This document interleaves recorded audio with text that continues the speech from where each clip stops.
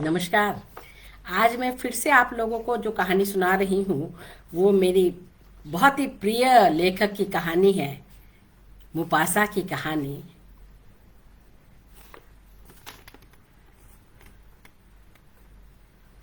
मुपासा की कहानी, माफ करेंगे, थोड़ी सी आज समस्या हो रही है इसके साथ, हमारे कैमरे के साथ, तो उसके लिए आप लोग मुझे पहले से क्षमा कर देंगे। पता नहीं क्या आगे क्या करेगा। तो इस कहानी का नाम है मैडमोजेल फीफी। ये किसी स्त्री का नाम नहीं है, ये एक पुरुष का नाम है। एक ऐसे पुरुष का नाम है जो बहुत छोटे कद का है, दुबला पतला है, और उसकी कमर ऐसे जैसे कि मुट्ठी में आ जाए। लेकिन वो अपना जिस तरह से रख रखाव रखता है, जैसे कपड़े पहनता है, जैसे अपने आप को देखता है, और जितना क्रूर है वह, कि उसके जो दोस्त हैं फ्रांस में आते ही उन्होंने उस काउंट का नाम, जिसका नाम है एरिक, काउंट एरिक, उसका नाम उन्होंने रख दिया मैडमोजेल फीफी। और फीफी इसलिए कि वो जो फ्रेंच बोलता है तो बहुत ही कंटेम्प्ट के साथ, घृणा के साथ करता हुआ, तो इसीलिए सब उसको अब मैडमोजेल फीफी बुलाते हैं। कहानी का जो बैकग्राउंड है और जो कहानी जिस पर आधारित है पूरी की पूरी, वह 1870-71 के जर्मन और फ्रांस के युद्ध, जिसे फ्रैंको प्रशा वॉर कहते हैं, उसके बैकग्राउंड में लिखी ये कहानी है। मुपासा की पिछली कहानियां सुनाते समय मैंने बताया था कि इस युद्ध में स्वयं मुपासा ने भी हिस्सा लिया था, वो लड़े थे। तो मुपासा के पास जो वहाँ की जानकारियां हैं वो बिल्कुल, जिसको बोलते हैं ना कि अनुभव करके, उन्होंने अनुभव जो किया है उसी को लिखा है। और लिखा कैसे है कि जब मैं इस कहानी को सच कहूँ तो पढ़ रही थी, और मैंने सोचा कि कुछ नाम जो फ्रेंच में हैं और जो जर्मन में हैं उनके मैं कोशिश करूँ कि उनका प्रोनाउंसिएशन कैसे है उसको मैं देखूँ। तो मैंने देखा कि मेजर जो है उसका नाम है हाफ, फिर फाल्सबर्ग जैसा कुछ लिखा है जो मुझे नहीं मिला, जाने वो कार्ल्सबर्ग मिल रहा था मुझे, और उसके नाम है फॉन, हाफ फॉन। तो बहुत अजीब से वो थे, तो मैं अधिकांशतः इस्तेमाल करूंगी मेजर, कैप्टन, लेफ्टिनेंट, सब लेफ्टिनेंट, इसी तरह से मैं इस कहानी को सुनाऊंगी। और मुझे उम्मीद है कि आप लोग मुझे, मैं जो अगर नाम ना बता पाई तो आप लोग मुझे माफ़ करेंगे। लेकिन नाम ना भी पता चले तो क्या हुआ, जो मेजर है वो मेजर है, जो कैप्टन है वो कैप्टन है, और हमारा एरिक, काउंट एरिक जो सब लेफ्टिनेंट है वो सब लेफ्टिनेंट है। और कुछ स्त्रियां हैं। अब सुनते हैं कहानी। युद्ध का समय है और युद्ध हो रहा है, और जैसा कि हुआ था, बहुत सारी जगहों पर जर्मन टुकड़ियों ने अधिकार जमा लिया है। और जब वो अधिकार जमाती थी तो क्या करती थी कि जो कोई बड़ा सा मकान मिल जाए, कोई महल मिल जाए उन्हें, कोई दुर्ग मिल जाए उन्हें, उस पर वो कब्जा कर लेती थी और उसी में अपनी टुकड़ियां रख देती थी, और वहाँ के लोगों को बोलती थी कि या तो आप निकल जाइए या हम आपको मार देंगे। तो लोग आमतौर से चुपचाप जैसे के तैसा घर छोड़ करके, या देखेंगे कि युद्ध होने वाला है तो कुछ चीज़ें छिपा छुपो करके, कुछ चीज़ें बांध करके ले जाने की कोशिश में लगेंगे, जैसा कि हर युद्ध में होता है, और किसी तरह से प्राण अपने बचाते हुए, अपने माल को छोड़ते हुए वो चले जाएंगे। तो ऐसा ही समय है। बहुत तेज बारिश आ रही है बाहर, ऐसी बारिश आ रही है कि उस बारिश की इतनी मोटी धारा जो कि ऐसे तिरछी होकर पड़ रही है, उसके पार कुछ दिख नहीं रहा। लग रहा है जैसे कि एक शीशे का, एक पानी की दीवार है, और जिस महल को इन्होंने काबू में किया है, कब्जे में किया है, जहाँ पर मेजर वॉन, जिनका नाम मैंने लिखा था हाफ, फॉन कुछ कुछ, उनकी टुकड़ी उस महल में है। महल खूब बड़ा है, जंगल के बीचों बीच महल बना हुआ है, और समृद्धि क्या कहें, क्या नहीं है उस महल में। पूरी दीवार में झाड़ फानू, आप ऊपर देखेंगे छतों पर झाड़ फानूस, दीवारों पर बड़ी बड़ी पेंटिंगें, नीचे मोटे मोटे कालीन जिसमें पैर धस धस जाए। सारी जो अलमारियां हैं उनमें सजे हुए एक से एक नायाब कलाकृतियां और छोटी छोटी चीजें, जो कि भारत से, जो कि चीन से, जो कि इटली से, रोम से, कहाँ नहीं से, कहाँ कहाँ से लेकर के, और अफ्रीका से लेकर के, जहाँ जहाँ फ्रेंच वो था सब जगहों से उन्होंने लेकर के, खरीद करके या उठा करके, जैसे कि मतलब इस दौरान होता था जब ये हम लोगों को उपनिवेश बनाते थे, तो अपने उपनिवेशों के बेहतरीन माल से सजा हुआ वो महल, खूबसूरत ऐसी दीवारें कि जिनको मतलब तोड़ना मुश्किल हो, जब तक कि उस पर तोप के गोले न बरसा दिए जाए तभी भी टूट जाए, इसमें शंका। तो मेजर साहब एक शानदार कसीदा किए हुए टेबल के ऊपर अपने नुकीले जूतों को रखे हुए, जिसकी वजह से उसमें सुराख हो गए हैं, अपने जूतों को ऐसे जूते समेत पैर रखे हुए हैं और चाय पी रहे हैं। ये उनकी 9वीं चाय है, सुबह सुबह का समय है, और साथ में जर्मनी से आए हुए अपनी डाक को पढ़ रहे हैं। फिर पढ़ते पढ़ते उनका मन कुछ ऐसा हो जाता है तो वो चाकू उठाते हैं, और जैसे कि उन्होंने पहले भी नक्काशी की है उस शानदार मेज पर, वैसे वो नक्काशी करना शुरू कर देते हैं उस पर। और इस तरह से उसको आप समझ ही सकते हैं कि इतने शानदार मेज पर अगर जूते रख करके जिसमें छेद होने लगे और चाकू से खोप खोप करके जिसमें कुछ बना जाए, कुछ ऐसा ही कर रहे हैं कि उनके पास उनका कैप्टन आता है। और कैप्टन का नाम भी कुछ विचित्र ही है। कैप्टन का नाम है दावोंत फॉन कुछ कुछ, लेकिन अब हम कुछ ऐसा बोलेंगे नहीं, कैप्टन। तो कैप्टन आता है और बोलता है बड़ा खराब मौसम है। ऐसे में तो मतलब सचमुच में हम बहुत परेशान हो गए हैं कि क्या करें। कैप्टन के आने पर भी वो बैठे हुए हैं। कैप्टन उनके सामने खड़ा है। मेजर साहब हमारे लंबे चौड़े, उनके चौड़े कंधे हैं और उनके बाल सफेद है, उनकी दाढ़ी इस तरह की है,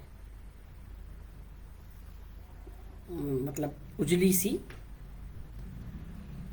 जो कि ऐसा लगता है जैसे कि दाढ़ी नहीं है बल्कि कोई कपड़ा टांग दिया गया है। लंबे चौड़े गोरे चिट्टे। और जो हमारा कैप्टन है उसका छोटा है, शॉर्ट है, गोल सा चेहरा है, और उसका चेहरा इतना लाल है, इतना लाल है उसका चेहरा कि ऐसा लग रहा है जैसे किसी ने फास्फोरस मल दिया उसके चेहरे पर। बाल भी छोटे छोटे छोटे छोटे कटवाल रखे हैं उसने, बहुत छोटे छोटे, और बीच में वो गंजा भी है, और उसके आसपास उगे हुए कुछ कुछ बाल, मूछें हैं अच्छी खासी। लेकिन वो आकर के मतलब इस तरह से खड़ा हो जाता है, और कंट्रास्ट देखिए कैप्टन और मेजर में। और बड़े नाक भोज शिकार करके बोलता है कि बहुत ही बोर हो गए, ऐसी बारिश हो रही है, क्या करें, कुछ भी दिख नहीं रहा, इतना ठंडा मौसम है। और फिर उठा करके 3-4 लकड़ियाँ, वो कच्ची ही लकड़ियाँ उस चूल्हे में डाल देता है ताकि कुछ धुआं भर जाए, लेकिन कुछ तो गर्मी हो। अब ये बात ही कर रहे हैं कि एक और व्यक्ति आता है और आकर के वो खड़ा हो जाता है, जिसका मतलब है, सेवक आता है और जिसका मतलब है कि नाश्ता लग चुका है। तो हमारे मेजर साहब और कैप्टन साहब नीचे आते हैं तो देखते हैं उनके वहाँ उसी उसमें रहने वाले 3 मातहत और ऑफिसर्स जो हैं वो वहाँ पर हैं। एक लेफ्टिनेंट और 2 सब लेफ्टिनेंट्स। कैप्टन के बारे में मैं बताऊं तो उसके ना दांत टूटे हुए हैं आगे वाले 2, तो उनकी उसकी आवाज़ कुछ अजीब सी निकलती है, पता नहीं चलता वो क्या बोल रहा है, और उसको याद भी नहीं कि दांत कैसे टूटा था उसको।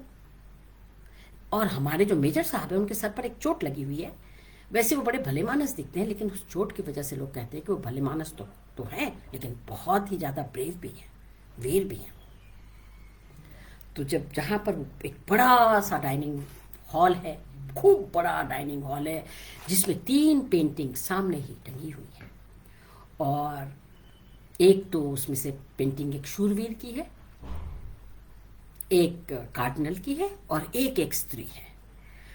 जो पेंटिंग्स हैं उनको अगर आप देखेंगे तो उनके दोनों पुरुषों के मुंह में छेद करके पोर्सिलीन का सिगार डाल दिया गया है, और जो स्त्री का की पेंटिंग है उस पर बड़ी बड़ी काले चारकोल से मूछें बना दी गई हैं, यानी कि उस घर को पूरी तरह से तबाह कर दिया गया एक तरह से देखा जाए तो। जो मेज पर बहुत तरह का खाना लगा हुआ है, और वहाँ 3 लोग पहले से विद्यमान हैं, जो कि उनके सीनियर्स के आते ही एकदम खड़े हो जाते हैं। तो 2, जैसे कि मैंने बताया, 2 सब लेफ्टिनेंट हैं, और एक है हमारा सब लेफ्टिनेंट, उसका नाम है इरिक। इरिक के बारे में मैं पहले ही बता चुकी हूँ आप लोगों को। दुबला पतला ठिगना, और मूछे भी ऐसे लग रहा है जैसे कि उगेंगी जाने कब, और उसकी आवाज कुछ इस तरह की है, good morning major, how are you, इस तरह की कुछ आवाज है उनकी। वो अपने चिचिया के बोलते हैं, लेकिन उनकी आवाज पीपनी जैसी निकलती है। और वही व्यक्ति इतना क्रूर है कि क्या कहा जाए। नाश्ते के बाद पीछे सिपाही खड़े हैं, बाअदब की मुद्रा में जो जो चीज़ें कम हो रही हैं उनको तुरंत ला करके दिया जा रहा है। और नाश्ते के बाद जब शराब और ब्रांडी का दौर चलता है, तो हमारे जो इरिक महोदय हैं वो पीने में इतने माशाल्लाह से इतने तेज हैं कि उनको मिनट भर भी नहीं लगता, और एक ही बारी में वो ग्लास खत्म, और रखते हैं और उसको फिर से भर दिया जाता है।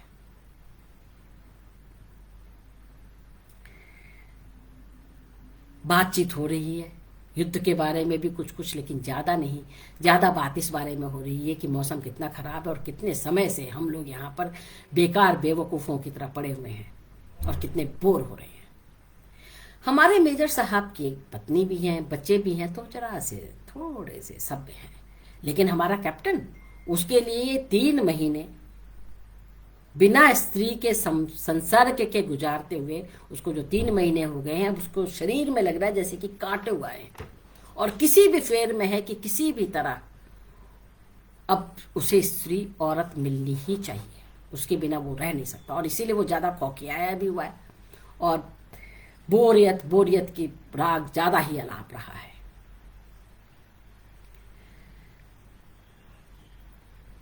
इसी बीच क्या होता है कि हमारे इरिक महोदय उठते हैं, और वो स्त्री की तरफ देखते हैं, गौर से देखते हुए कहते हैं कि तुम मुझे घूर रही हो।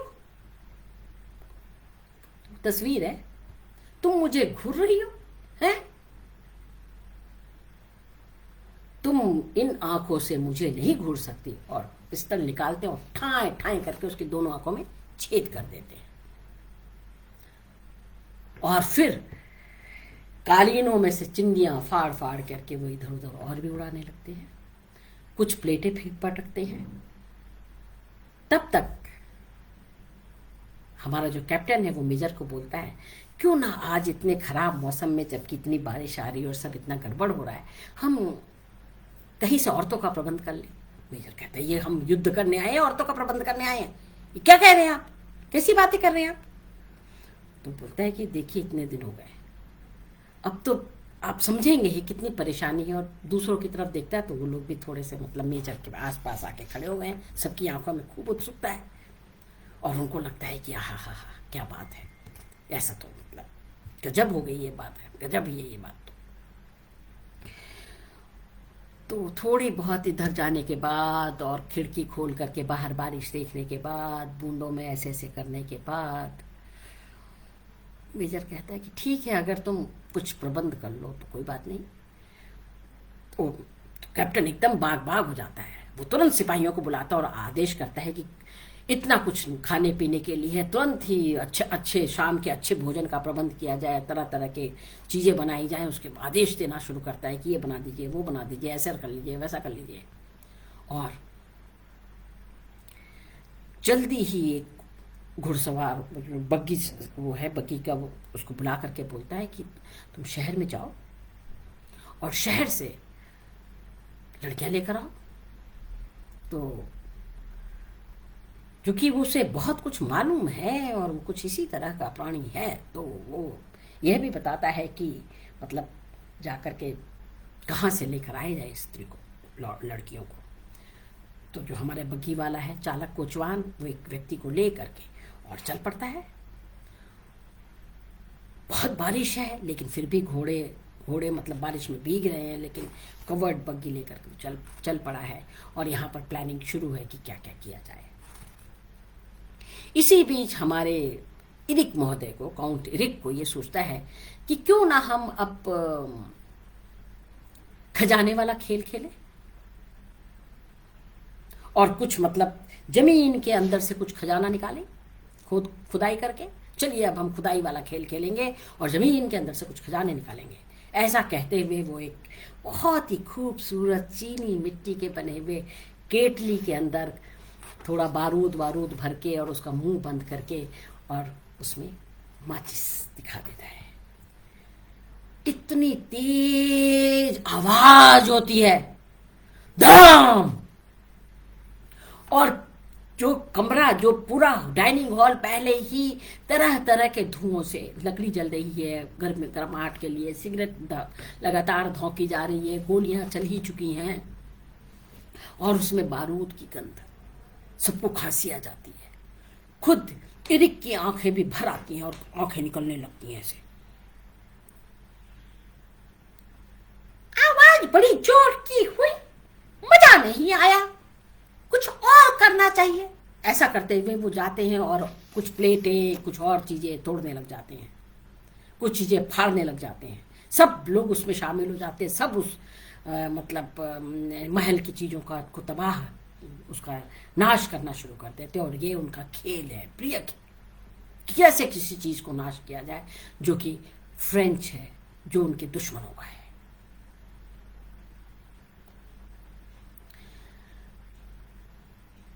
खिड़की खोल दी गई है, ठंड बहुत आ रही है क्योंकि उसमें बारूद का धुआं भर गया है और खिड़कियां तमाम खोलनी पड़ रही हैं। लेकिन फिर भी वो लोग मतलब मस्त हैं, अपने शाम की तैयारियों में लगे हुए हैं, कुछ मानसिक रूप से तो कुछ शारीरिक रूप से शाम की तैयारियों में लगे हुए हैं। खाना बन रहा है, खाने की खुशबू फैल रही है घर भर में। लेकिन 2 घंटे हो गए, 3 घंटे हो गए, 4 घंटे हो गए, शाम घिरने को आई, लड़कियां आई नहीं। तो लेफ्टिनेंट बोलता है कैप्टन से, सर लड़कियां तो अभी आई नहीं, क्या लड़कियां नहीं आएंगी? कैप्टन बोलता है आएंगी, बात नहीं है ना, आएंगी, लड़कियां आएंगी। अब लड़कियां बोल रहा है कि लड़कियां बोल रहा है कि सरकियां बोल रहा, नहीं पता चल रहा, लेकिन वो बोल रहा है कि लड़कियां आएंगी। सब कान लगा करके सुन रहे हैं और घोड़ों की दांत की आवाज कहीं भी नहीं है। अब इस बोरियत में तो कुछ और होना ही है, और क्या हो सकता है? शराब पी जाएगी,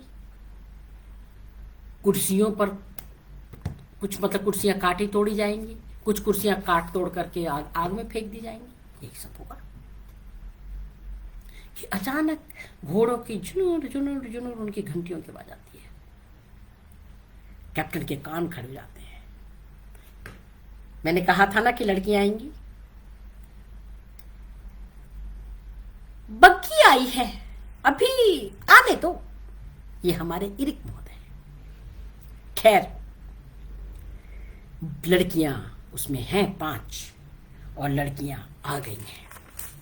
वो नीचे उतरती हैं, बारिश में उनके ऊपर छाते तान दिए जाते हैं और ये लड़कियां सोचती हैं वैसे तो ये हमारे दुश्मन हैं, लेकिन हमारा धंधा ही ऐसा है, अब धंधा तो करना पड़ेगा ना। और धंधा करना शायद गलत नहीं है, दुश्मनों के साथ भी धंधा तो किया ही जा सकता है। ऐसा कुछ सोचती हुई लड़कियां आ रही हैं। आई तो सब लोग खुश हो गए, कुछ लोग उन्हें छू छा कर भी देखने लगे। तो कैप्टन ने सबको उधर रखिए, कोई नहीं छुएगा। और उसके बाद वो क्या करता है, जो सबसे लंबी लड़की है उसका नाम है पामेला। लंबी है, छरहरी है, खूबसूरत है। तो जैसा पद है, पदानुक्रम के हिसाब से ही तो लड़कियां बांटी जाएंगी। तो पामेला लंबी, छरहरी, खूबसूरत, मेजर के लिए अलग कर दी जाती है। उसके बाद आती है ब्लॉडीना। उसके बाल घुंघराले भी हैं और ब्लॉन्ड जैसी भी है वो, तो वो कैप्टन अपने लिए रख लेता है। फिर आती है अमंदा। थोड़ी सी शॉर्ट है हमारी पामेला से, और जरा सा रंग भी हल्का सा दबा हुआ है, तो वो लेफ्टिनेंट को मिल जाती है। फिर है इवा, जो टमाटर की तरह लाल है, इसलिए उसको टोमेटो कहते हैं, वो दे दी जाती है सब लेफ्टिनेंट को। फ्रिट्स जो है, जिसका नाम सब लेफ्टिनेंट फ्रिट्स, उनको दे दी जाती है। और रेचल शॉर्ट है, सांवली है, आंखें उसकी बहुत काली हैं, और वो ज्यू है, उसकी आंखों में गजब की चमक है, थोड़ी सांवली सी, ज़्यादा सांवली है। और वो सबसे ओहदे में कम, वो दे दी जाती है काउंट एरिक को। लड़कियां बांट दी गई। तो जो हमारे लेफ्टिनेंट और सब लेफ्टिनेंट हैं, वो बोलते हैं कैप्टन हम इन लड़कियों को ले जाते हैं, साबुन वाबुन से ज़रा नहला करके लाते हैं। कैप्टन बोलता नहीं, लड़कियां बिल्कुल ठीक ठाक हैं, हमारे साथ बैठ के खाने योग्य है, कोई नहीं जाएगा इसमें। क्योंकि वो जानता है कि एक बारी अगर ये लोग ऊपर गए तो किसी ना किसी बहाने थोड़ी देर बाद ये लड़कियों को बदलने की कोशिश करेंगे। वो बोलेंगे इवा को तुम ले लो, पामेला को तुम, मतलब अमंदा को तुम ले लो, ब्लॉडीना को मैं ले लूं, वगैरह वगैरह। वो बिल्कुल नहीं चाहता ऐसा कि ऐसा हो। उसको सारे काम बड़ी अच्छी तरह से आते हैं, उसी तरह से जैसे उसने इतने विस्तार से खाना बनवाया है और अच्छी तरह से मेज लगाई गई है, खूब उसमें फल हैं, बहुत सारे केक पेस्ट्रीज हैं और सब चीजें हैं, कई तरह के मांस हैं, और तरह तरह की वाइन से सजा हुआ, फ्रेंच वाइन से सजा हुआ टेबल। तो वो बोलता है बिल्कुल कोई नहीं जाएगा, आप सब लोग बैठिए, लड़कियां भी बिल्कुल साफ सुथरी हैं, हम लोग जल्दी से भोजन करें। क्योंकि देर कोई नहीं चाहता कि देर हो। तो लोग भोजन करने लगते हैं। और उसके बाद हमारा जो मेजर है वो दाईं तरफ पामेला को और बाएं तरफ ब्लॉडीना को लेकर के वो उनको चूमने लगता है। बाकी लोग भी अपनी अपनी लड़कियों को चूमने, कोई मतलब छोटी मोटी हरकतें शुरू हो जाती हैं कि पता चलता है कि एक जगह एक कोने से बड़ी जोर की खांसी आती है। क्या हुआ, देखा गया, क्या हुआ। तो जो हमारे इरिक महोदय हैं, इन्होंने मुंह में खूब सारा सिगार का धुआं भर करके चूमने के उसमें रेचल के मुंह में सारा का सारा धुआं कर दिया है। पूरा भरा हुआ धुआं उसके गले में गया है, नाक से धुआं निकल रहा है, रेचल की आंखों से पानी टपक रहा है और खांस रही है वो। और ये मजे से सिगार फिर से पी रहे हैं। रेचल को बहुत गुस्सा आता है, बहुत ज्यादा गुस्सा आता है, लेकिन वो चुप है। वो उसी तरह से चुप है, उसकी आंखों में घृणा है, लेकिन वो उसी तरह से चुप है जैसे इन जर्मन सेना के आने के बाद से खामोश है चर्च की घंटियां। वो चर्च जो रोज में घंटी बजती थी, जिस दिन से जर्मन की सेना वहां आई और उस महल में जाकर के ठहरी है, कोई घंटी नहीं बजती। हंसते हैं जर्मन सैनिक कि घंटी ना बजा करके ये हमारा विरोध करने कैसे बेवकूफ हैं फ्रेंच। हमारी रेचल भी उसी तरह से खामोश है जैसे कि चर्च की घंटियां। आंखों में उसकी घृणा है। चुप है गांव के सब लोग, चुप है किसान, चुप है कारीगर, चुप है मजदूर। बस अब चर्च की घंटी नहीं बजा करती, भले ही जर्मनों ने कहा कि भाई चर्च में पूजा पाठ हो और घंटियां बजे, लेकिन उन्होंने नहीं बजाया, तो इन्होंने कहा चल बेवकूफ है, छोड़ो। छोटी मोटी चिमगोइयां चल रही हैं लड़कियों के साथ, शराब पी जा रही है लड़कियां, जो बाकी चार हैं वो भी काफी नशे में धुत हो गई हैं, तो वो उनको समझ में भी कुछ चीजें नहीं आ रही और मस्ती भी ले रही हैं वो। अब क्या करें, धंधा ही ऐसा है, मस्ती ना लें तो क्या करें, उनका तो रोज का काम है ये। क्या शत्रु और क्या मित्र, सब पुरुष एक से। नहीं नहीं, ऐसा नहीं हो सकता। अगर ऐसा होता तो इरिक ऐसा कैसा होता, क्योंकि अब उसने क्या किया कि जो हमारी रैचल के काले बाल हैं उसको उसने ऐसे किया और पीछे उसने गर्दन के नीचे जहां उसकी ड्रेस का जो एक झीनी सी ड्रेस का जो वो है उसमें उसने चूमा उसको। जब तक रैचल ऐसे करे तब तक उसने अपने लंबे जो उसके नाखून थे, क्योंकि वो बिल्कुल ऐसे स्त्रियों की तरह रहता था, उसके लंबे जो नाखून थे उसने उसकी उस बड़ी जोर की चोटी काट दी कि रैचल की चीख निकल गई। और उसने कहा कि मैं तुमसे बदला लूंगी। तो वो हंसा, बदला लेगी ये बदला लेगी, कैसे बोला होगा वो, तू बदला लेगी मुझसे, इरिक से, काउंट इरिक से, इसी तरह से कोई क्या के बोला होगा वो। खैर सब लोग हंसने लगे। और उसके बाद बहुत शराब फिर से ढाली गई और ये उसने अपने पैर घुटनों पर रैचल को बिठा लिया। घुटनों पर रैचल को बिठा करके वो उसने रैचल के होठों को चूमा, इतनी देर तक चूमा कि उसकी सांस रुकने लगी। और जब उसने मुंह हटाया उससे पहले उसने उसके होठों को बहुत जोर से काट दिया, जहां से खून टपकने लगा और उसके कपड़ों पर गिरने लगा। तुरंत वो गई और उसने कपड़ों को किसी तरह से धोया धाया और आकर के फिर से बैठी, क्योंकि वह जिस धंधे में है उसमें यह सब कुछ लोग करते हैं। इसके बाद टोस्ट करने लगे लोग और एक टोस्ट हुआ कि जर्मनी की जय हो। फिर दूसरा टोस्ट ये हुआ कि फ्रांस पर हमने कब्जा कर लिया। To our victories over heart, एक टोस्ट ये हुआ जो कैप्टन ने किया था प्रपोज, हमने हृदयों को जीता है, इसके लिए हम टोस्ट कर रहे हैं।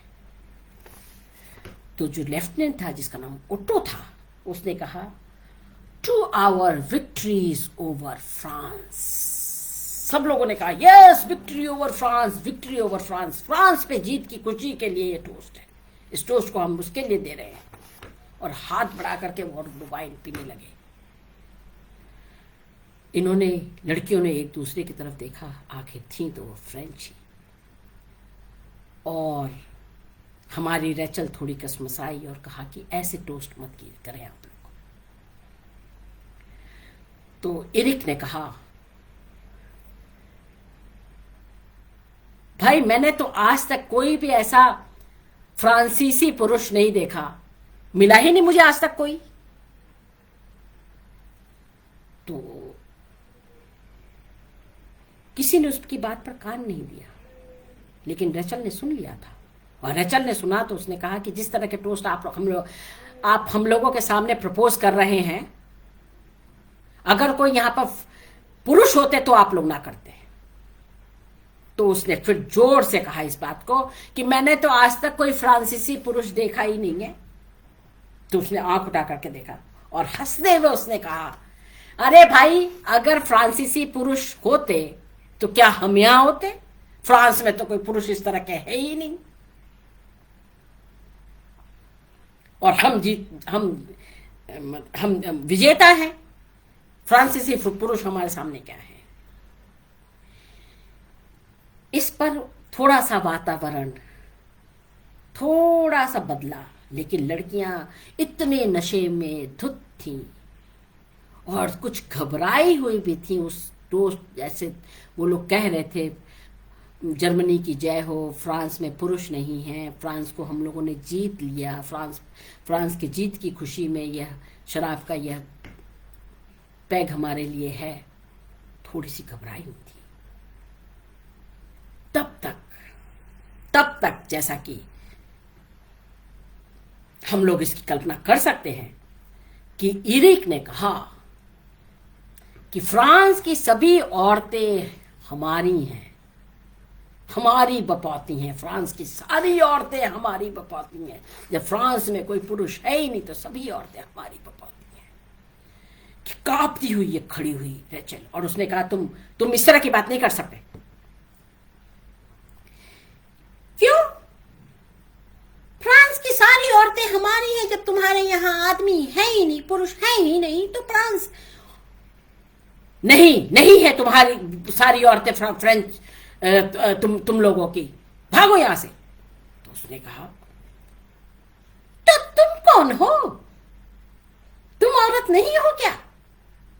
तो रैचल ने आंखें तरेरते हुए कहा, मैं वैश्या हूं, मैं औरत नहीं हूं, और तुम लोगों के लिए वैश्याएं ही हैं। हमें लोग सारी औरतों का नाम मत लो तुम। ये सुनते ही एरिक ने उसके मुंह पर एक झन्नाटेदार चाटा दिया कि रैचल गिर गई। उसके बावजूद उसने कहा, नहीं, फ्रांस की औरतें तुम्हारी नहीं हैं, जाओ यहां से, दुश्मन जाओ।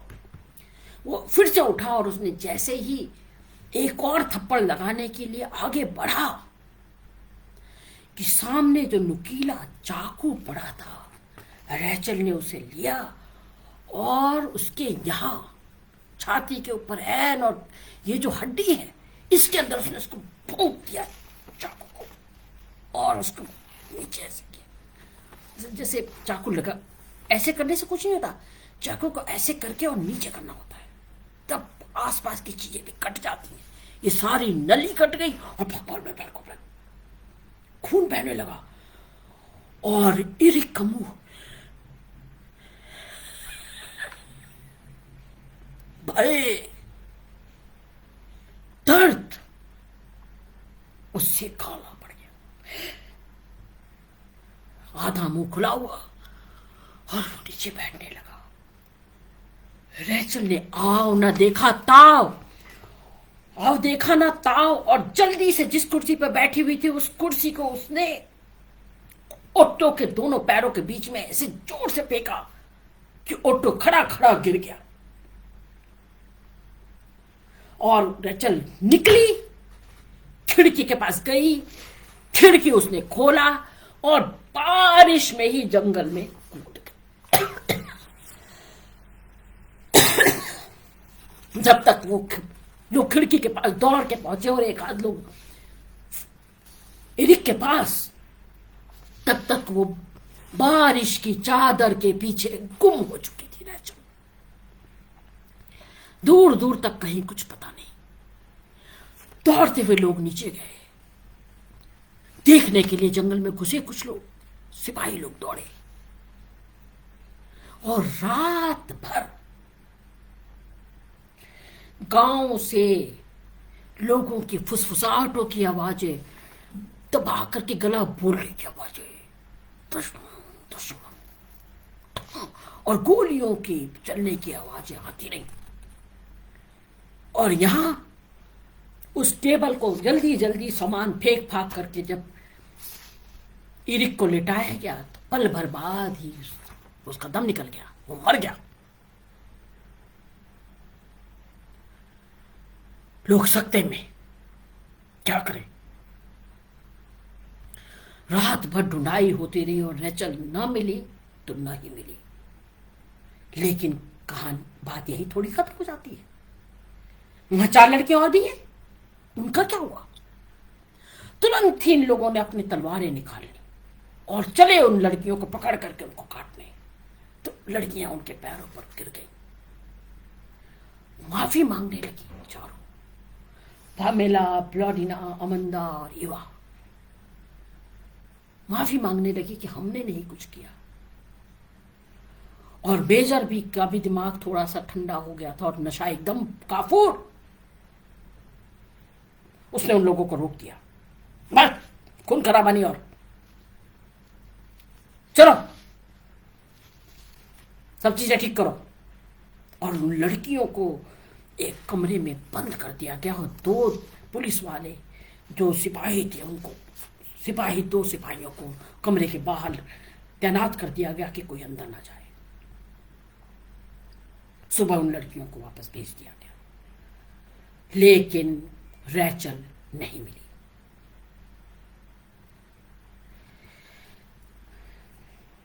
अब एरिक के फ्यूनरल की, उसके शव यात्रा की और उसको दफनाने की तैयारी शुरू हुई। और उस तैयारी में मेजर ने वहां के पादरी को बुलाया। पादरी सर झुका करके आ खड़ा हुआ, हमारा एक बहादुर सैनिक मर गया है, जब उसका शव यात्रा यहां से निकले तो आप गिरजा में घंटी बजाएंगे। पादरी ने सिर झुका करके किया, और जब उसकी शव यात्रा निकली जिसमें पीछे सिपाही थे, आगे बहुत कुछ चल रहा था, सब पूरा प्रोसेशन था, तो गिरजाघर की घंटियां इतने दिनों में पहली बार टन टन टन टन बजी। और उसके बाद क्या हुआ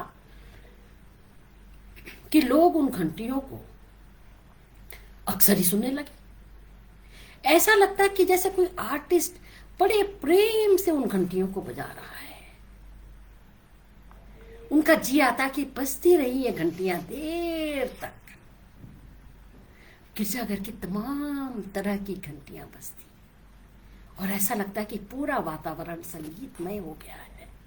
लोग मन भर करके घंटियों का संगीत सुनते हैं। और यहां जो जनरल था वो बहुत नाराज हुआ।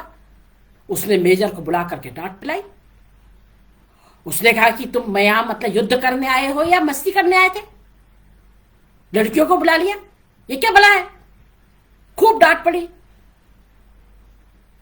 और जैसा कि होता है, ऊपर वाले ने नीचे, नीचे वाले ने उसके नीचे, उसके नीचे वाले ने उसके नीचे, पूरा डांट, लोगों के उसको छीनना, उनके फीतों को हटाना, हर तरह की चीजें शुरू हो गई। उनके जो रैंक्स थे उनको नीचे कर देना, ये हुआ। लेकिन बदस्तूर घंटियां बजती रही।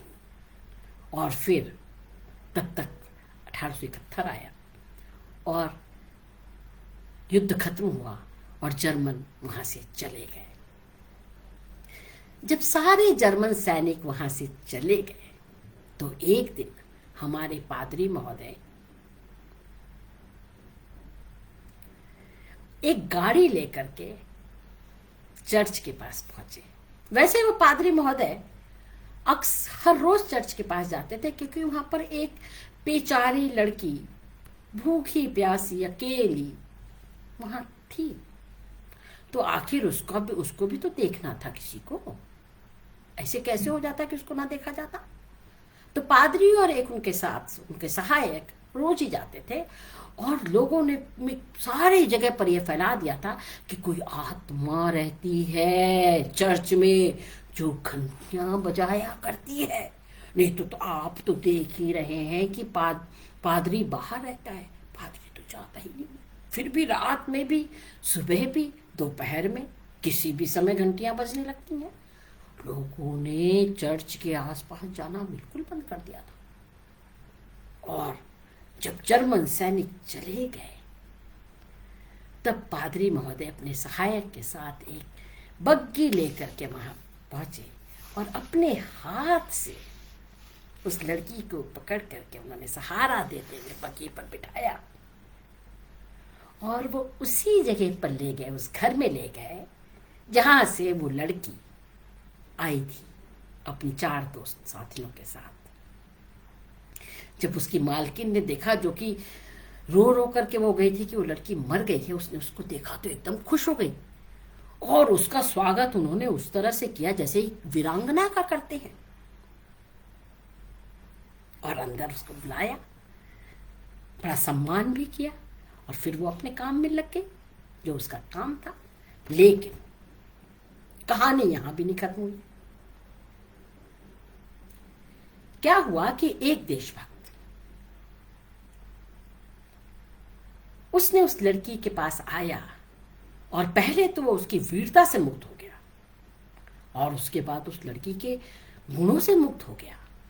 वो इतना मुक्त हुआ कि एक दिन उसने उससे उसी गिरजाघर में जाकर के उन्हीं पादरी के आशीर्वाद के साथ, और तमाम लोगों, जो किसान थे और जो उस ब्रॉथल की, जो वैश्यालय की और लड़कियां थी, गांव के लोग थे, मजदूर थे, और उस महल के जो मालिकान थे जो आए, और पहले तो उन्होंने माथा पकड़ लिया, उसके बाद उसको ठीक ठाक करवाया उस महल को फिर से। वैसा तो ना बन पाया लेकिन काफी ठीक करवा दिया।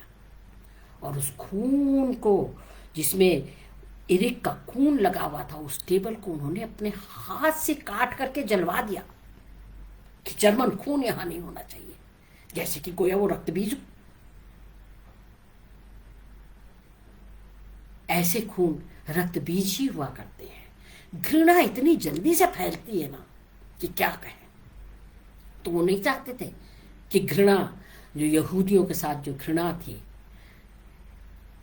एरिक काउंट इरिक की, उस जर्मन की, वो कहीं भी फैले। तो उस पूरी चीज को उन्होंने एकदम जला जुलू दिया, उन सारे फर्नीचर्स वगैरह को, और फिर नए सिरे से उस कैसल को बनवाया। और उसमें ये चीज मैंने अपने आप जोड़ दी है, जानते हैं, क्योंकि कहानी अगर सिर्फ यहां तक हो कि उस देशभक्त ने उससे शादी कर ली तो क्या मजा आएगा। उसने शादी कर ली, कौन था वहां? कहानी तो यहां से बनती है ना, कहानी तो यहां से बनती है ना कि यहूदी में, उस यहूदी लड़की में फिनिक्स का खून था। वो फिनिक्स थी जो अपने ही राख से फिर से उठता है। ये तो होना चाहिए ना। वो जो सताए गए हैं, जो मारे जाते हैं, उनमें जिजीविषा होनी ही चाहिए, उनमें लड़ने का मादा होना चाहिए, तो जिजीविषा होनी चाहिए। और जिजीविषा सबसे बड़ी चीज है। हमारी रैचल ने हमें यही दिखाया।